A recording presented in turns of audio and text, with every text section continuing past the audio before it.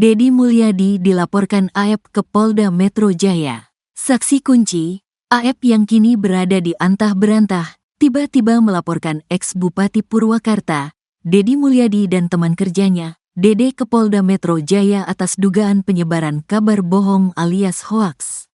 Namun, Deddy Mulyadi merespons serangan AEP dengan santai dan tak panik. Ia malah memuji AEP yang disebut hebat dan bernyali telah melaporkannya ke polisi. Hebatnya AEP itu, bernyali, saya dilaporin Pak, ujar Deddy saat berbincang santai dengan Marwan Iswandi, kuasa hukum Peggy Setiawan di channel YouTube-nya yang tayang pada Kamis, tanggal 1 Agustus tahun 2024.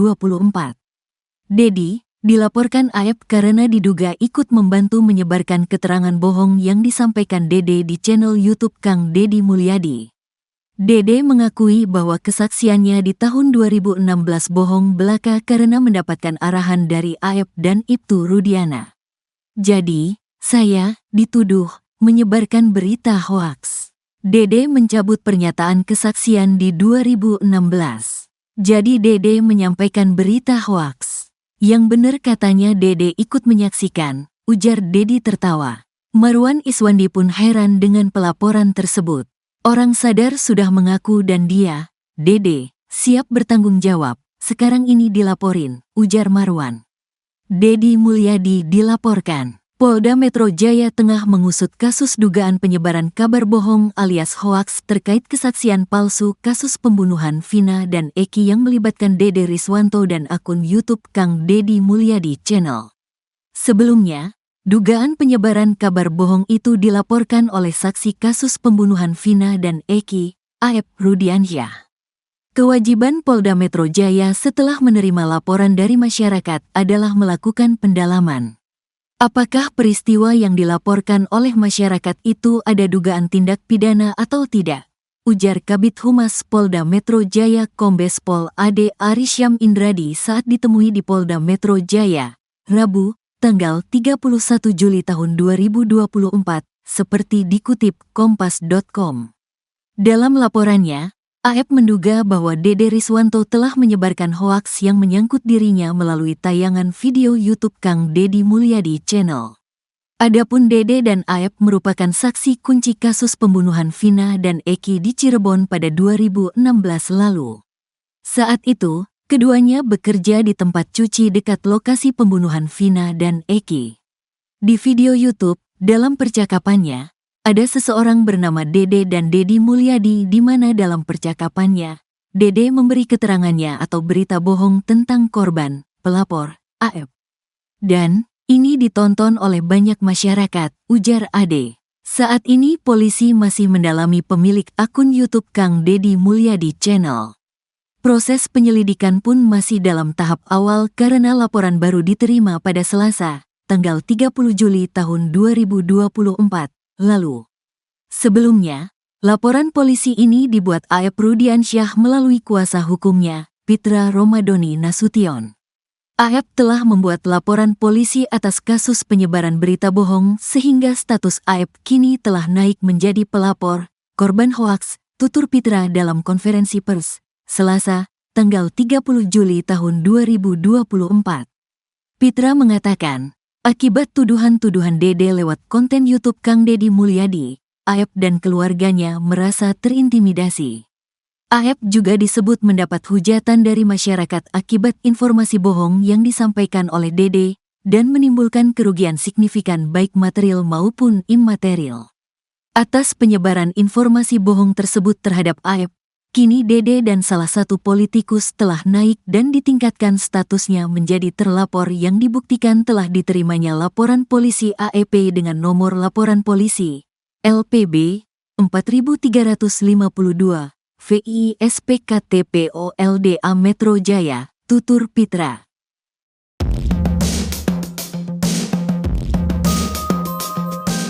Buntut kasus Vina Cirebon yang terjadi pada 8 tahun silam nampaknya semakin panjang.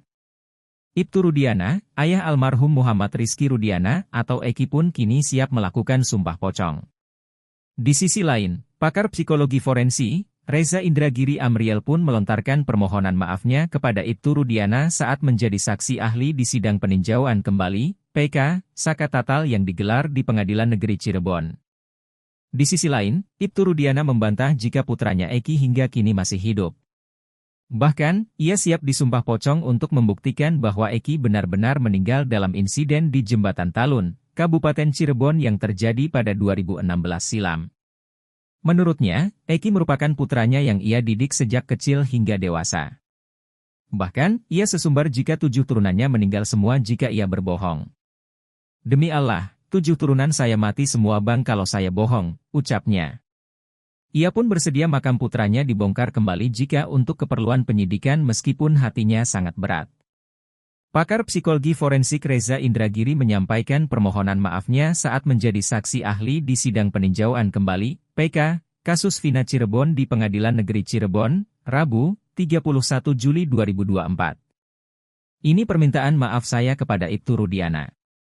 Saya harus secara rendah hati mengakui bahwa saya telah salah menilai Ibtu Rudiana, kata Reza Indragiri dikutip dari Kompas TV. Reza Indragiri mengatakan, jika dulu dia menganggap bahwa Ibtu Rudiana sebagai potret personel penegakan hukum yang menjahati masyarakat dan menyusahkan lembaganya sendiri. Ex-Kabareskrim Polri Komjen Purna Susno 2J jujur-jujuran bahwa dirinya belakangan ini merasa malu terhadap penanganan kasus Vina Cirebon yang mulai terkuak adanya rekayasa di baliknya. Menurutnya, jika peninjauan kembali Saka Tatal dan 7 terpidana lainnya dikabulkan, maka pihak kepolisian yang menangani kasus ini di tahun 2016 bakal kena sanksi. Tak terkecuali sosok Indra Jafar ex-Kapolres Cirebon 2016 yang kini sudah berpangkat Jenderal Bintang 1. Seandainya ia masih aktif menjabat sebagai Kabareskrim, Susno bakal memberikan sanksi tegas terhadap para oknum polisi yang terlibat kasus ini. Susno sejujurnya mengaku malu dengan kelakuan polisi dalam menangani kasus Vina yang diyakininya telah merekayasa sedemikian rapi.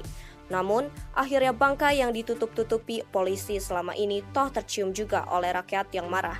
Sebenarnya cerita film Vina sebelum 7 hari yang tayang di bioskop-bioskop menyudutkan para terpidana, yaitu Jaya, Supriyanto, Eka Sandi, Hadi Saputra, Eko Ramadhani, Sudirman, Rivaldi Aditya Wardana, dan Saka Tatal. Rakyat pun awalnya meradang hingga menghujat para terpidana tersebut. Namun, adanya campur tangan Tuhan, kata Susno, yang membuat kasus ini justru membongkar kebenaran yang sesungguhnya. Mantan Kabareskrim Polri, Komjen Purnawirawan, Susno 2J mengungkap soal kong-kali-kong di kasus Vina. Hal itu diungkap Susno 2J saat menjadi saksi ahli di sidang peninjauan kembali Saka Tatal, Rabu, 31 Juli 2024. Susno 2J menerangkan, dalam suatu kasus pembunuhan diperlukan alat bukti yang kuat oleh penyidik untuk menetapkan seseorang sebagai tersangka. Dalam suatu peristiwa jika pelaku utamanya tidak ada alias fiktif, bagaimana mungkin ada pelaku lain yang dipidanakan dalam sebuah peristiwa yang tak ada? Kalau pelaku utama fiktif, bagaimana dengan yang lain? Kata Susno 2J dikutip dari tayangan salah satu TV swasta. Saat ditanya oleh kuasa hukum Saka Tatal apakah ada sanksi apa bagi penyidik yang melakukan kesalahan atau melanggar prosedur dalam menangani perkara, Susno pun menegaskan pasti ada sanksinya. Menurutnya, pemberian sanksi itu akan dilakukan di setiap institusi masing-masing jika melakukan kesalahan dalam menangani sebuah perkara hukum.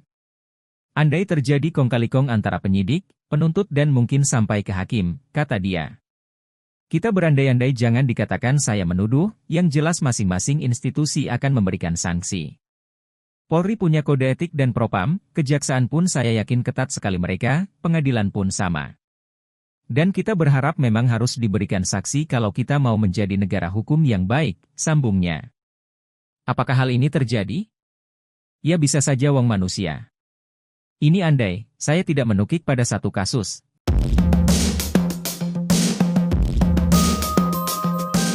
Mantan Kabareskrim Komjen Pol Purnawirawan, Susno 2J menantang siapapun yang bisa membuktikan kalau Vina dan Eki tewas karena dibunuh. Sebab hingga saat ini Susno 2J masih meyakini kalau Vina dan Eki tewas akibat kecelakaan, bukan pembunuhan. Hal itu dikarenakan belum ada bukti kuat kalau kasus itu adalah pembunuhan. Susno 2J akan memberikan uang 10 juta rupiah bagi siapa saja yang bisa membuktikan kalau Vina dan Eki dibunuh. Ia mengatakan, orang itu tak perlu menangkap atau mencari tersangkanya, cukup bukti pembunuhan. Alat bukti itu, kata dia, bisa dari rekaman CCTV atau bukti percakapan di ponsel. Menurut Susno Duaji, kasus kecelakaan Vina dan Eki yang ditangani Polres Cirebon di Kabupaten tidak mengusut ke arah sana. Hal itu terlihat pada bukti-bukti yang ada di TKP penemuan Vina dan Eki pada malam kejadian. Sehingga peristiwa itu disimpulkan sebagai kecelakaan tunggal. Bahkan Susno Duaji yakin bahwa penegak hukum memiliki pandangan yang sama, bahwa kasus ini kecelakaan.